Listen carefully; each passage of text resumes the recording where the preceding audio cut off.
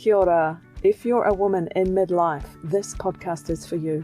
Get ready to embark on a transformative journey where we tackle self-doubt, people-pleasing, imposter syndrome, and overwhelm.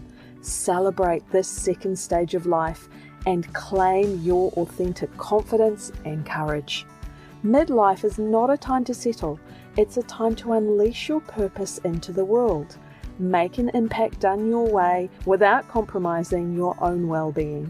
I'm Megan Kerr, mindset coach, former psychosynthesis counsellor and craniosacral therapist. Are you ready? Let's begin. I am super excited to be speaking with Catherine Keenan today. Catherine is a pharmacist. She is the owner and founder of Vivian Pharmacy. She manages a team of 20 staff within a busy 7-day pharmacy and a medical centre in Vivian Street, New Plymouth. She is a wealth of knowledge and she is going to speak to us today all about HRT, perimenopause, menopause. I am so looking forward to this talk. So, Catherine Keenan, thank you so much for joining me on the podcast. We are talking perimenopause, menopause, HRT, bio-HRT, all the ins and outs around that. Thanks for joining us. No worries. Excited to be here. You have an interest in women's health. We've chatted about that. Yes. Yeah. So what sort of stimulated that journey for you in terms of this phase of life, perimenopause, menopause, midlife? Yeah. So having been in the health profession for, over 30 years now, I guess you identify with the stage that you're at in life. And, before I had kids and everything, I thought I knew everything about being a mum, and then suddenly you're a mum and you learn different things. And I think for me, this interest has always been there in the health journey of women. And I've really investigated, selfishly, they call it me search, stuff that pertain to my stage in life. And, 10 years ago, I was really struggling and thought, it's what's going on. And so just, piqued an interest in me. And then I talked to a lot of women that I deal with in our practice and friends. And no, I think holistically, I've just looked at all the different options. And so I am a woman. So obviously the health of women is important. And then I've just pertained it to my stage in life as well. So being in my mid-50s now, I just, I've found some really good answers for myself. And then I think just wanted to shout it from the rooftops, really. So. Oh, and honestly, we need it. The amount of conversations I have every week around this phase of life in perimenopause and menopause, it's just so needed. Let's kick off with the first question. So tell me what is the difference between bio-HRT, regular HRT? Awesome. Yeah. So obviously, for the listeners, HRT means hormone replacement therapy. So, when we're going through perimenopause and menopause, that's those symptoms that we get are related to hormones starting to decline. And that happens in different stages for every woman. So what the hormone replacement therapy does is try and replace the hormones. So there's bio-HRT, there's body equivalent HRT, and then there's other HRT. So the most common one we see now, and must say certainly the best one, is the body equivalent HRT. So that's the ones that are in the patches. There are gels available overseas. So your estrogen will come in a patch or a gel. And the progesterone will come as the micronized progesterone, which is in New Zealand, the funded brand is Estrogen. So that's your body equivalent. And then there's bioequivalent, which have a very similar structure to the natural hormones. Sorry, the body equivalent ones are exactly the same chemical structure as the body hormones. So the most natural way you can get it. Sorry, didn't cover that. Bioequivalent have a similar chemical structure, but may not be exactly the same, and often are made in a compounding lab. And then you've got your regular HRT, which is synthetic HRT. So chemically based compounds that supposedly match, but are not the greatest. And yeah, so we can talk about that a little bit further on. But yeah, that would be good. So the most natural body equivalent, trying to be pretty natural bioequivalent, not natural at all, regular HRT. Okay, so when I say bio HRT, I'm actually meaning body equivalent. HRT. Okay, good to know. I mean, a lot of women, or you'll hear podcasts and they'll talk about the bio HRT, and they kind of mean body HRT. So it depends. The person talking, if they've got more of a medical background, will definitely say the body equivalent. Maybe haven't had the medical training, might just call bioequivalent and try and mean body as well. So there's And so what are from your perspective or from your understanding, what are some of the most common symptoms that you would see that body identical HRT or HRT can help with? So as hormones decline, our bodies can show many symptoms. I think, in one of the most recent trainings I did with my staff, I sort of wrote all the symptoms I could find, and I got to over 20. There's, and I think that's probably a lot of the issue, is there are a lot of symptoms related to hormones declining. So we know about hot flashes. We know about night sweats.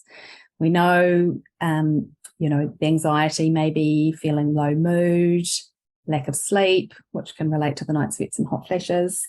But things like vertigo, joint pain, just general fatigue, and all things that you think, I'm just having a bad day or I'm just getting older, actually is because your hormones are lower. So when your hormones decline and you get the symptoms, if you replace your hormones, a lot of the symptoms will go away. So I can list off, joint pain, fatigue, irritability, low mood, low libido, vaginal dryness, your hair starts falling out, you get heart palpitations, breast tenderness, headaches, irregular cycle. So, I mean, there'll be women out there going, that's me, like it's, So all those things that, make you feel like you're just having a bad day or a bad moment, or it's all just in your head, actually could be your hormones. And so HRT will help with those.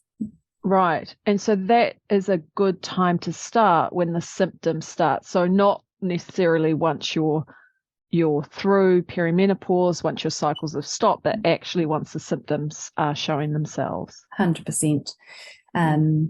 You don't have to wait till you've got hot flashes to get hormone replacement. It may be harder to get it because your doctor will look at other options, or talk to you about, could it be hormones?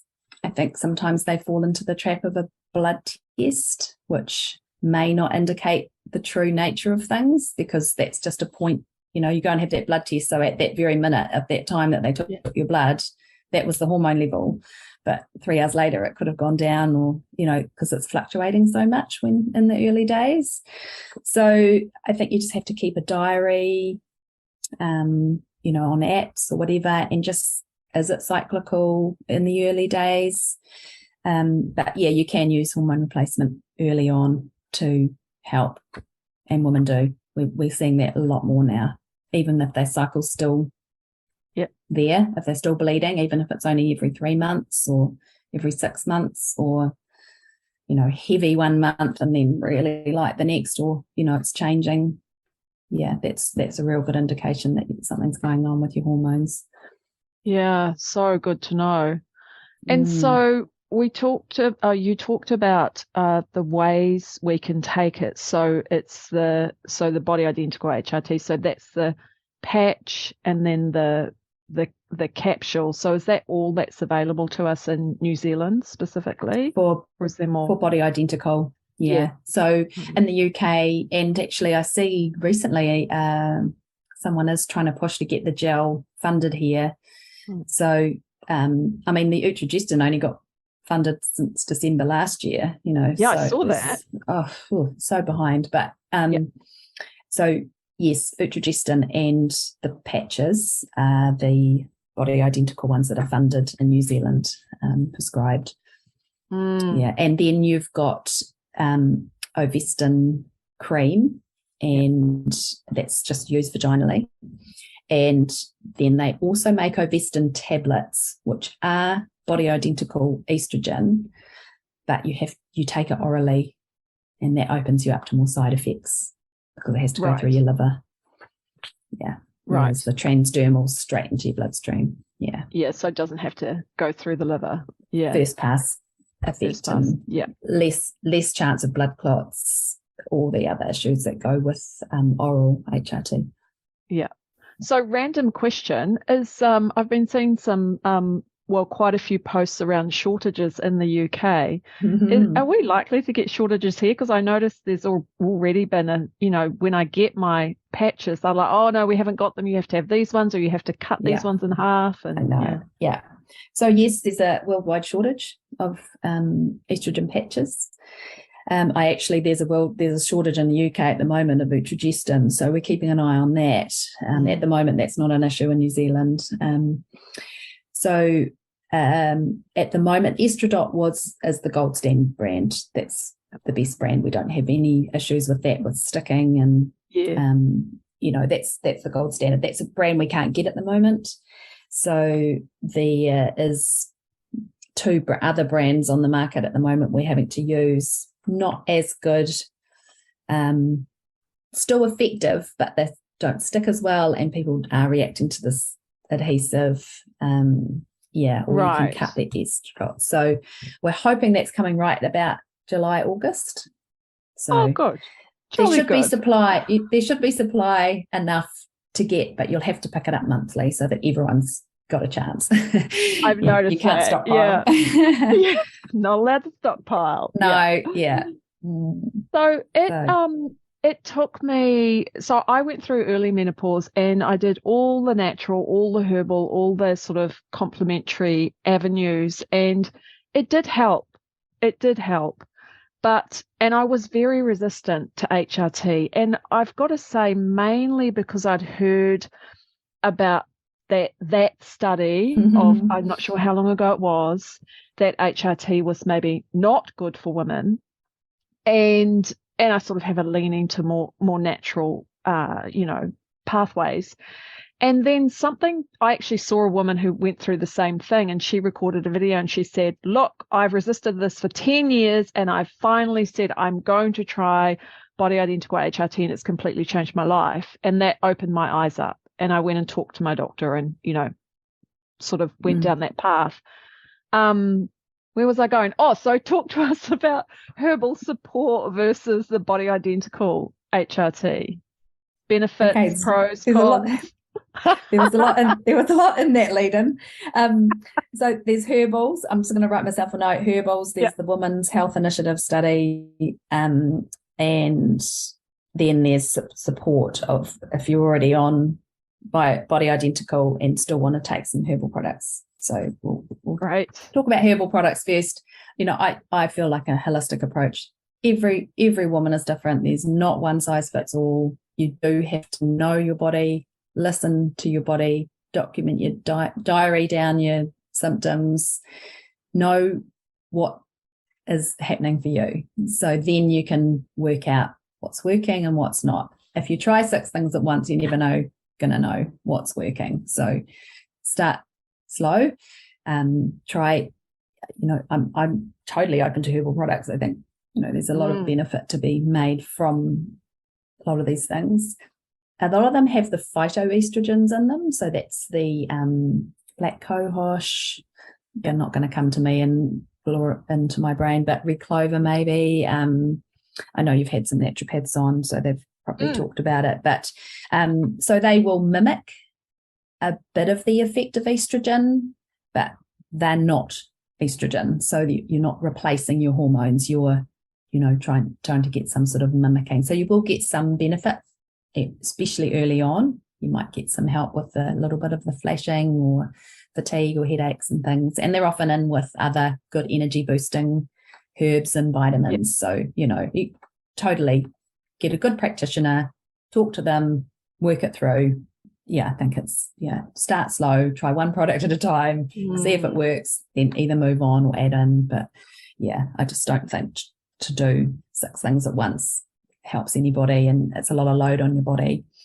So find out what works for you. And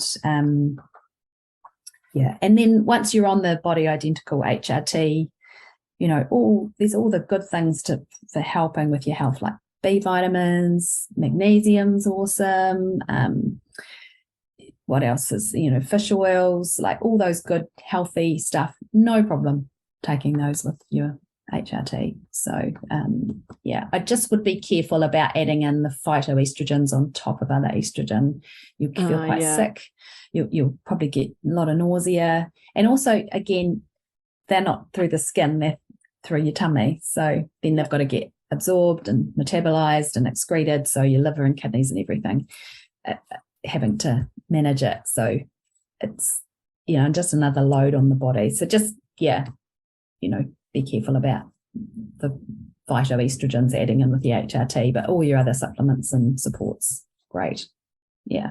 That help? Beautiful. Yes, very helpful. Yeah. And then the Women's Health Initiative study. Ugh. Yes. So I guess the short answer to that is it was done on older women. So they were predominantly over 60, had been through menopause, probably most of them 10 years. Then they started on HRT. The HRT they put them on was synthetic. It was made from horse urine. It was the only thing available in the 90s. So the study was done predominantly through the mid to late 90s. The findings were reported in 2002, I think it was. Yep. And they showed that there was an increased risk of breast cancer being found. So from what I can gather, the estrogen didn't cause the breast cancer. It just made already cancerous cells grow more. So they were found easier. Does that make sense? And it was from something like 2 in 1,000 to 4 in 1,000.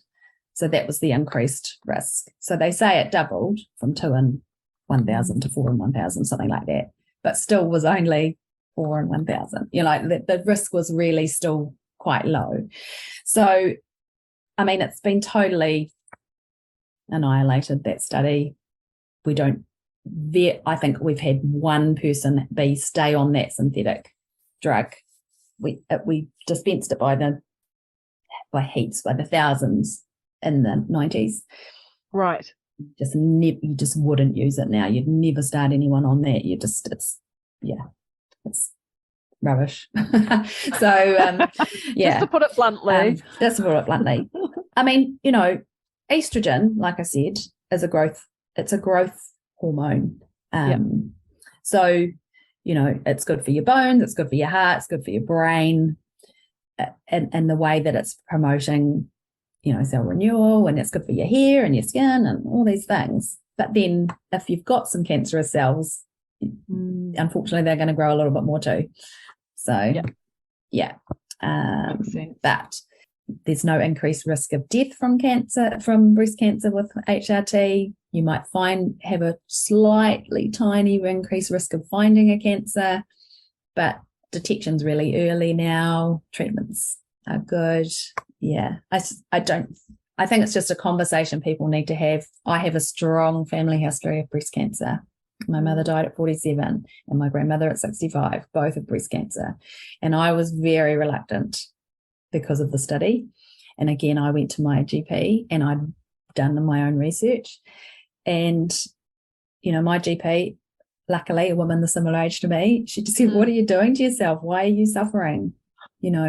Why are you, like I was in a pretty bad space. And she said, why are you doing it to yourself with a very slim chance that you're going to get breast cancer? Because you're getting yearly mammograms, you're very aware of what's going on with your breasts. Yeah. So, yeah. And so try you it. might, She just said, yeah. No, she you just go. said, try it, and like changed my life. Yeah. Well, that's what I was going to say, is like that struggle of years and years, and it could even be, it is longer in terms of our quality of life. When you weigh it up, that's an important thing to do. So that study has pretty much been debunked, right? I mean, it showed results for what they used at the time. A, those drugs aren't used anymore. B, the women that were using them were at a higher increased risk of breast cancer anyway, because they were older. The highest risk of breast cancer is age.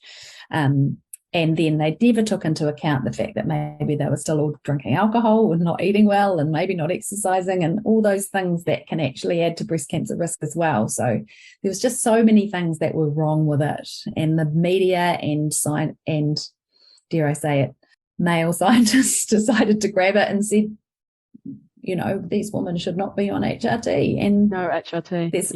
There's studies coming out now about body identical hormones and estrogens having such protective and life-changing effects for women that it just poo-pooed that whole other study, basically. Yeah. So first of all, that's so good to hear around in terms of that study, because when I was laboring under the information from that study for probably 7 years. I went through early menopause for those first 5 to 7 years. And so that's me. How many other women are doing the same thing, right? Oh, just had one last week. She had a hysterectomy. She's in late 60s now. Hysterectomy, got given hormone replacement, felt amazing, and then got told, no, this is dangerous. You have to stop. You can't be on it any longer, and got it whipped away from her. And so she has had 15 years of hell, and now is being offered her hormones back. And you just think pretty sad, really, sometimes. It's pretty mean. There's a big picture there, hey. And then you just also talked about the protective aspects of it. Can you speak a little bit more to that? Because I was actually surprised about that, having not had any knowledge around it, but I think it's really important. Yeah. So, this is all new stuff that's just coming out in the last 20 years because of the body identical hormones and the fact that women obviously are living longer, and the most common cause of death in women is cardiovascular disease. So that's the most common cause of death. And what they've found is that estrogen protects your blood vessels, cardiovascular, your heart health. It protects your brain. It can reduce your risk of type 2 diabetes, and definitely protects your bones. So, so when you lose your estrogen, you can get brittle bones, heart valve problems, palpitations, and, you get the foggy brain. We all know that. And then obviously there's dementia risk as well. So they know that now, and that's why it used to be you couldn't be on HRT longer than 5 years, but that's definitely been reviewed as well. And they're saying now there's no reason why women can't stay on HRT their whole life because of the effects. Yeah. And as long as you're keeping, you look out for, reporting any side effects, checking for breast cancer risk. There's no so for me, a woman of 52 who's been on it for a couple of years, because this was something that came up in the talk that we did. Women were saying, you can only be on it for 3 years. You can only be on it for 5 years, the body identical. I was like, well, I haven't been told that. I don't understand that. So you're saying what the research that's coming through now, that we can why. And that again relates back to that Women's Health Initiative study, because what they found was that obviously the increased risk of breast cancer when that synthetic hormones, they found the risk was increased after 5 years, or women were over 60 because but it wasn't the trend, it wasn't the body identical hormones, it was the awful hormone. And also they were older anyway. So, yeah, I don't know of many women in that study that were under the age of 60.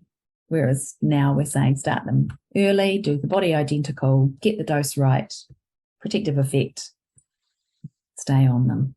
Beautiful. And there's no, so if I'm on, say is it 25 mgs for the patches? Yeah.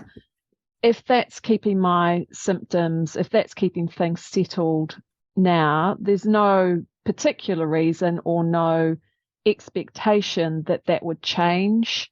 Like I'd have to take more as time goes by, in your experience? Doesn't seem to be. Okay. They tend to start you on the lower dose and then give it about 5 to 6 weeks to really decide if that's working. So it'll take a few weeks for it to build up to a level where your symptoms will be under control. And if they're not, then they'd look at increasing your dose. So then you'd go to a 50, try that for another 6 or 7 weeks. And then again, you go to 75. We've got a few women on 100 micrograms. It just depends on you and on your symptoms and how your body processes it. And for me, I tried 25, went pretty much after 6 weeks, went to the 50, and then I thought for a while, oh, maybe I'll try the 75 and see, because I felt amazing on the 50. I thought maybe I'll feel more amazing on the 75, but didn't quite work that way. And I got some side effects and breast tenderness and felt hormonal, like I felt it was too much. Like, when you feel hormonal. So I just felt, no, went back to the 50 and pretty much. Sweet spot. Go with that, yeah. And just wanted to mention about the progesterone, because not all women will be on that, the micronized capsule, because they may have a Mirena in. Right. So the intrauterine device, like an IUD Mirena, that's implanted into the uterus and slowly releases the progesterone. So if you're on the Mirena, you can just use the patches. You don't have to take oral progesterone as well. And if you've had a hysterectomy and had your uterus or womb removed, then you don't have to take progesterone either, because the reason you take progesterone is to counteract one of the side effects of the estrogen, is that it is a growth hormone. So it will make this lining of your uterus grow too much and can cause complications. So you take the progesterone to counteract that buildup of cells in the uterus. Oh, right. Yeah. That makes sense. If you still have a uterus or womb, then you'll have to be on progesterone as a protective effect. Right. Beautiful. And so I was talking to a friend, and she started on body identical, the patches and the progesterone. And she said it was just like a light went on, and I could kind of see again. I could see my life again. So, that increase in vitality. But she said, I've had fibroids and I started to get pain in that, pain like down my leg, and it started to feel weird, and I just didn't like it. Can that happen? Because I just sort of Googled after we had that convo in terms of fibroids. Yeah, I mean, I guess it's getting the dose right. It would just be particular to her symptoms. So you'd probably just have to get an ultrasound to see what was happening with the fibroids and see there's a chance with the estrogen that they could be flaring up. It depends where she was in the cycle and things. So women do still use body identical HRT with fibroids, but if you're getting symptoms like that, obviously that's going to cause you some anxiety. You definitely need to get some investigation done if you can get an ultrasound to see, and maybe it puts your mind at rest. Sometimes you do get the odd twinge and and you think, oh, I wonder what that's all about. I think if it's worrying you, you should get it looked into. There's no reason why you couldn't stay on your HRT, but you just have to get the right advice. That's good to know. And so to that, I've myself got a fabulous GP. They're really up with it. But if it, generally speaking, if we go to our GP and say, I'm irritable, low mood, bit more anxiety, maybe a bit of hot flashes, are they in the know around body identical HRT? Is this a common thing that is prescribed to women in perimenopause in New Zealand? It very much depends on the GP. Right. It depends on their knowledge and their willingness to listen and learn. I would say probably 5 years ago, if you went saying exactly what you just said, that would have put you on antidepressants. That doesn't replace your hormones, and you just, probably don't feel any better, and then think something wrong with me. I'm quite strongly advocating through GPs if I can. If people want, I get the GPs to ring me, or I'm happy to send email links to articles, research, and things like that, because I think if women don't feel they're being listened to, maybe they need another advocate in their life to help. And I think that's the thing. What I found once, it's funny because I needed to have my voice at the GP. I needed to have my voice so that I was listened to, but you don't feel like you have it when you're in with the symptoms, because you're anxious and you're sleep deprived and you're just shitty at everybody. And you almost have to fight for it, and that's not really right. But then once you get the clarity, I don't know. I just, like I said, it's a terrible from the rooftops. It's a terrible irony, isn't it? Like you're really needing it, but it's at the very time when you don't have your voice, your confidence is lower, you've got brain fog, all the rest of it. Yeah.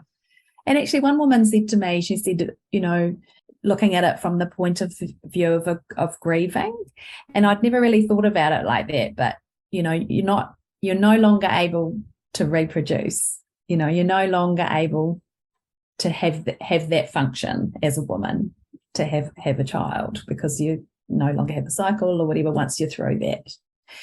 And she framed it that was a real grief for her. And I'd never really thought of it like that, but I think everyone has to find it's, and great that we could have a conversation about it and talk it through. And that's why I think you need good mates, good family support. Bless my husband for putting up with me, goodness, and I've had women come in and say, my husband thanks you for, pointing me in the right direction here, because, I feel like you just want to, get rid of everybody. It's awful. So I think, back to that, speaking up to your GP, it's quite hard because some women don't have the voice at the time. And if the GP says, just try these, antidepressants or whatever, and it's getting better, it's very simple. At this time, you're starting to lose your hormones, or you've lost your hormones, you need them back. And that's pretty much all you need to say.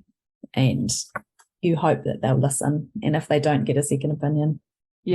Good call. One woman had been to a male doctor who said, if you were my wife, I wouldn't let you take it. And I just think, seriously, what? It's and so you'd think that's not a new Plymouth, by the way, but it's it's just that whole mentality of fear, that's in a protective kind of way. Well, yes, but it still pervades, doesn't it? And I have also I have talked to some complementary health practitioners who were still citing that study as to why we shouldn't be taking body identical. And so it is, your voice is so important. I tell as many people, women as I can about it, so that they, we know we have options and choices, and we have an understanding of what we can take to support ourselves. That's right. And like I said before, it's not one size fits all. I think, when you go through menopause, perimenopause and menopause, like previously women never lived that long. They just didn't even know about it, So now we live longer, we have all these health interventions that we can do. And so actually it's almost like you want to embrace this new phase of your life, and you want to be able to do it with vim and vigor, Exactly. You want to be having, great relationship with your partner and and I think it's, HRT can really even things out. Yeah. And, for a lot of women that I've talked to, and for myself, where I was going through that phase where I had to be so careful about my health and my energy. And, if I did too much one day, I was pretty stuffed the next day and, all that kind of stuff. And it did give me so much more vitality back in those early months. It still has, but I've become much more used to it now. It's just every day now. And so, I'm 50. Hopefully, I'll live a good while longer. But now that, if I don't have that quality of life, what kind of life is it? And it's not just physically, it's emotionally and psychologically as well. And that's, all those things that make you able to make good decisions and eat better and exercise and, be happier and enjoy life. That lowers all your risk of all your other things as well, like your heart disease and breast cancer and everything. So there's sort of there's the clinical benefits, but there's also the psychological whole life benefits as well. So, I think along with HRT, it's just really good to take stock of your life and just think, have I been self-medicating with alcohol or recreational drugs or 10 cups of coffee or something like that? Once you get the HRT, those sort of things, you don't have to self-medicate to get sleep or get through a stressful time because you've got other things on board. They can, exactly. And they can fall away. Those other things can fall away so much more easily because we're resourced in that other area.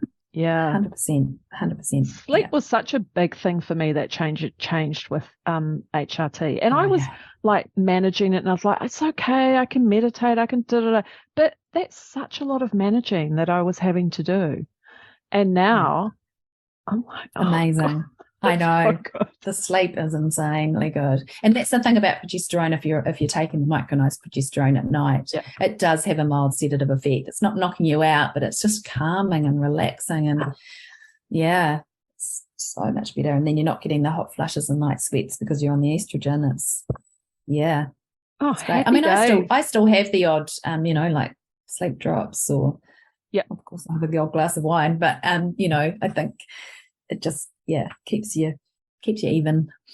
And I'm not expecting to wake up at 4 a.m. anymore around it. Without not being able to sleep. And so for the few women that can't take it, and I have talked to one or two that have tried through their doctor to take it, and one had quite bad reactions to it and was told, okay, maybe it's not for you, but really feels like she needs some support. What are some alternatives? Are there alternatives? Like possibly not hormone-wise, if it's the hormones themselves. And some women are just really sensitive. They just get all the side effects and not much of the benefit. And it's pretty rare, but it can happen. I mean, I guess don't give up after the first lot. Maybe look at some dose adjustment or start really super low and then to slowly increase it. But, if it's not for you, then just really keep that diary of symptoms, and then you'd look at how can I manage those symptoms. So joint pain, like regular exercise, strength, try and get your strength up, building muscle, protein in your diet, all that.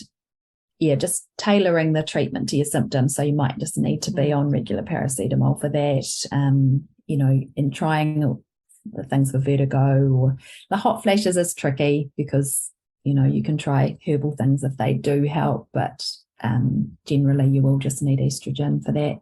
Vaginal dryness or painful sex, there, Avestin cream is life-changing.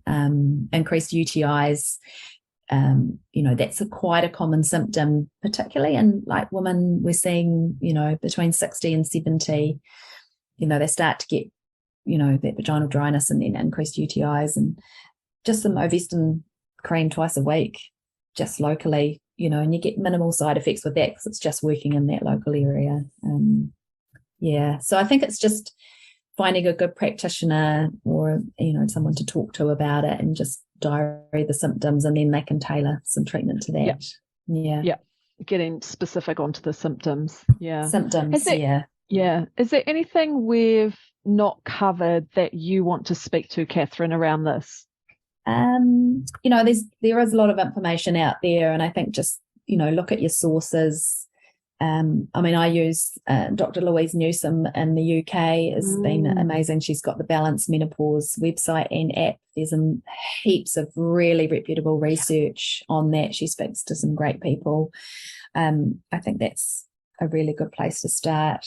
And there's an app, you can just diary your symptoms every day. And then you can go to your doctor and say, hey, this is what's happening. I think that's it. Just, think of it as, you're deficient in hormones and they need to be replaced. It's like you're deficient in your thyroid hormone, so you take thyroid hormone to replace it.